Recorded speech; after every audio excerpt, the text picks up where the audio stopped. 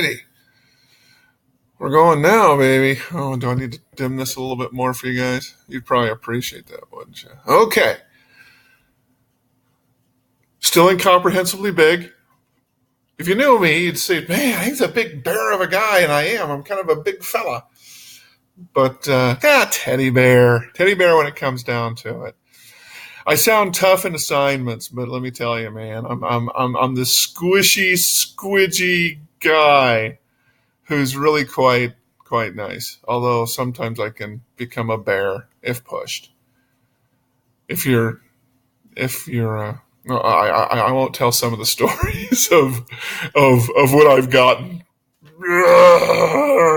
And people go, "Oh, he's a scary guy," and you go, "Man, the most important thing is give the bear what the bear wants." Okay, I'm usually a pretty easygoing guy, but let me tell you, man, give me what I want. Don't sit there and give me excuses. Anyway, okay. Last time we talked about problems looking for solutions. Gave the example of view-on-demand television. Now we're going to talk about a solution looking for a problem, which is telecommuting. Businesses didn't really have a problem with making their employees come into work. You know, they would give them large parking lots that were expected to be full of cars, and and they would provide you a desk and the modern times a computer chain to it.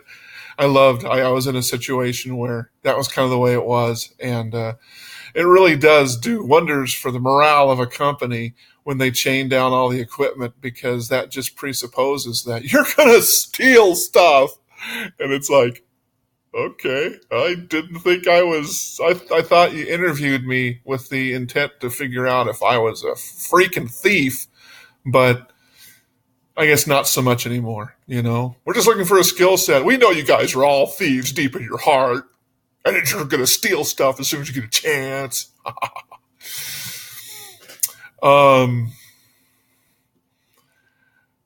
Telecommuting just came up because I think it's because people would work from home sometimes in the very beginning, but they would still say, well, I'll still get done all the work that I need to get done. You would take home your papers and you would do your research, and you might also be able to type things.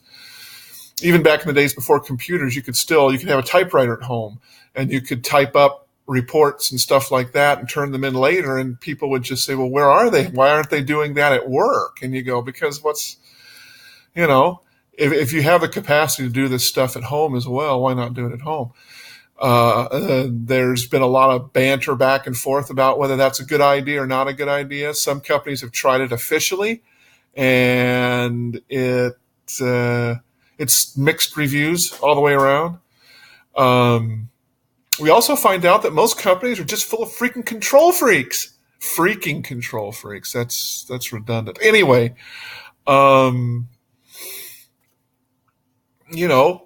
they just wanted to have their people around, and they would come up with all kinds of reasons like, well, we need our people to collaborate better, and a lot of work gets done around the water cooler. And you go, what kind of crap are you talking about? Most of the time, you guys would get angry at us for hanging around the water cooler and send us back to our desk to get busy. So I think telecommuting as a solution that's looking for a problem, as we've been experiencing it over the last 40 years, it allows for other interesting options. If you don't want to have to set up an actual physical bricks and mortar business, telecommuting is vital, because then you don't have to provide office space to your people. It doesn't have to become an expense anymore. It's almost kind of a hybrid form of outsourcing infrastructure. The fact that our society hasn't come up with a way to compensate you for the company's cost saving that comes through this. It used to be that you would go to work and everything that was provided for you, your tools that you required, many people provide their own tools now. Some companies have even gotten to the point to where they require you to bring your own tools, which muddies the whole water of whether you're actually an employee or whether you should be treated like an independent contractor. There's various tricks that are used to try to convince regulators one way or the other which way you are.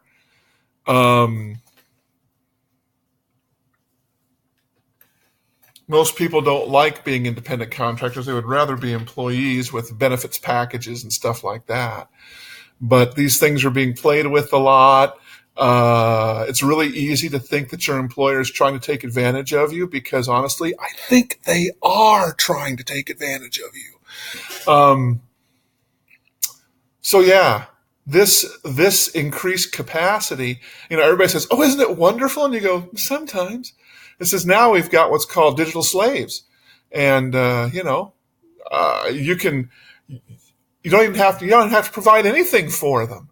They'll provide their own house. They'll provide their own internet connection. They'll provide all the sufficient bandwidth, all the sufficient computing power in their own homes to get the job done. And you don't have to do anything about it. You can just tell them that this is what the work requires, and they'll just go out and do it without you having to put in, as a business owner, anything to it at all. It's an actual boon for them. Of course, it makes it so that these people can easily run away and go someplace else, but most business owners don't care. They figure they can get somebody else to do this function just as easily. Always brings up the thing about value add. Make sure you add value, because that will make you more indispensable to whether they're your employer or whether they are a paying partner or whatever other way you kind of grok it. It's really, you can think of it any way you like these days, to see how you want your work relationship to be is so much more fluid than it's ever been in the past, for better or worse. That there are good sides to it and there are horrible sides to it, I tell you. And how regulation, which doesn't shift much at all, to try to keep up with these kinds of things, which it really can't, happens. Anyway, so it talks a little bit out at the end. Paradigm shifts. Life anymore is a paradigm shift. I used to, my father-in-law worked for the same organization for his entire working life. He started working at like 15, and up until the day he wrapped the company truck around a utility pole and died. He worked for the same outfit and got taken advantage of by it sometimes. They offered him several wonderful opportunities. It's funny, they also took those back later. So, I always use him as a case study for why you shouldn't just work for one company. It's going to end up swatting you in the head.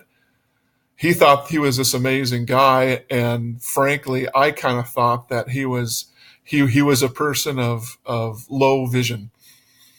He could have done a whole lot better in his life, but he worked hard. Let me tell you, he was a hard worker, strong.